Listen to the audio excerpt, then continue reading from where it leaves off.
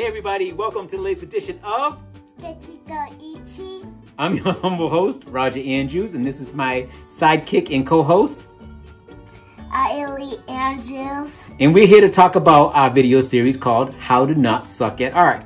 But the reality is we want people to be really good at art, right? Yeah. So, if you want some help from us, or should I say me in this case, stay tuned and enjoy. Peace.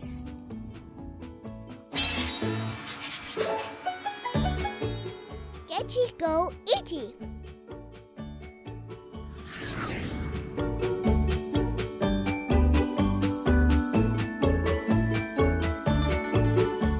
Okay then, my sketchyGOichie support team, Aria Lee, is in the other room playing. So that's gonna let me dive right in to this video. This product is called Spiky Dastards. It's a Bananagrams project. Bananagrams, you will well know, great tabletop game. And this Spiky Dastards game is incredible. The concept of it is tremendous. And the reason I did this video in the How to Not Suck at at Art series, I chuckle every single time I say that, not sucking at art, is because there's a huge factor in getting better at art or not being mediocre at it is to do multiple versions. You saw that in the little blurb that popped up. You have to do multiple versions of things in order to, you know, sort of maximize the ultimate pinnacle of your creativity. So basically, when I first started doing art, I would get incredibly frustrated when art directors and clients would ask me to do multiple versions of things. I thought, well, heck, I mean, I poured my heart and soul into that, you know, 1 or 2 or 3 different images, and yeah, that's that. I mean, it's not gonna get any better than that. I mean, what the heck? Can't you see the perfection that I've just laid down in front of you? And then it took me a little while to realize, and not long actually, that the gold is when you actually do variations and different takes on things. And I learned to kind of fall in love with that aspect of creating, particularly in character design, which essentially this project for Bananagrams was. It's a character design study. It's, you know, to be clear, these are game pieces that I'm essentially working on developing under the art direction of the folks at Bananagrams. So for Spiky Dastards, these pieces are actually like, they have spikes on them. It's a pretty clever game. You guys got to look it up. You gotta buy it. So that's my mandate to everyone who is subscribing, who's a new subscriber. Oh, by the way, feel free to subscribe if you have not. Go out and check out Spiky Dastards. Super cool. I imagine there's tons of videos. I know they got a really cool Instagram. So anyway, so these are like just ideas and concepts for game pieces. And when you see the gameplay, you can kind of see why it required these different versions and different variations. So going into this, essentially it's just, the process is this. You go in and literally in this case, I actually went to the offices of Bananagrams in Providence, Rhode Island, and we sat around a table and they just fired off some ideas that they wanted me to sort of capture visually. And I guess some artists can kind of go in and, you know, lay down one sketch, drop the mic, and, you know, and walk over to the accounting office and say, here's my bill. But for me, I like to flesh it out and give the client a bunch of different variations. And how this affects you, even if you're not a professional artist and you're not someone who's getting paid for it, don't deprive yourself of the joy or the pleasure that comes from creating something, inventing something. Even if you're doing variations of an existing thing and you're doing your take on it, why not do multiple variations?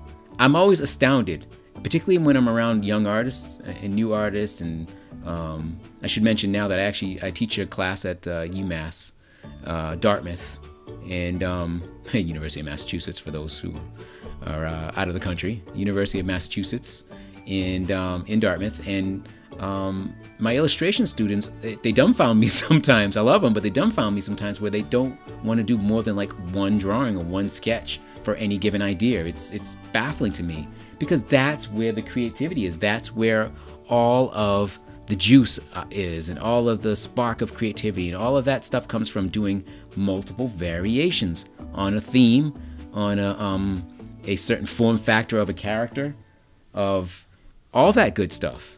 That's the good stuff. So you can see it kind of happening here on the page, where like I'm drawing all these sort of insect-like characters, or bird-like characters, or whatever. But doing the variations is the fun. And it's really, to be honest with you, it's not up to me to make the final call on what works best for the product. It's up to the client.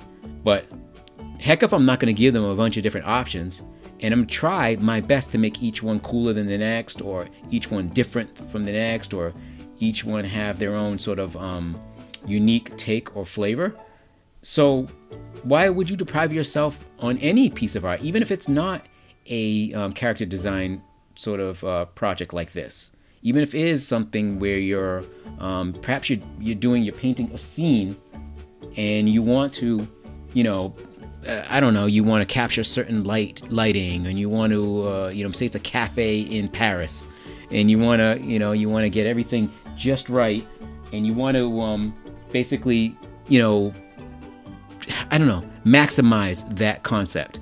So here's the thing: paint different versions of it, paint different variations of it, and that is what is going to give you the most bang for your buck, even though you're not paying anything. I guess in this case, I'm kind of giving the client the most bang for the buck, because I never give them just 1 or 2 or 3 different variations of this, of any sort of concept they give me. Unless it's a little further along and it's further defined. And then at that point, it's a study in technique, or it's a study in style, or it's a study in like changing different aspects of that already established thing.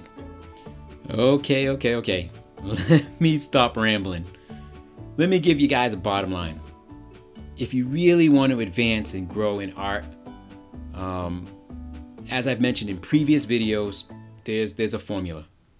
There's a unique sort of, actually I don't even know if it's unique. It's actually the opposite of unique. There's a common thread that that binds everyone who is really successful pretty much at anything in life, but particularly in art, because again, as I've stated in other videos, that's what this is all about. These are art videos, or at least it's what I grew up doing. So it's art related. It's in my wheelhouse. The common thread, the common theme, the common everything to doing this and doing this successfully. By this I mean being a creator, is how hard you work at it, and it also is your own perception of the work itself and the results. Right? It sounds really complicated. It sounds like some kind of philosophical mumbo jumbo, but the reality is, everything is perception. And if you perceive doing different variations and doing different takes on something, and different inflections, and different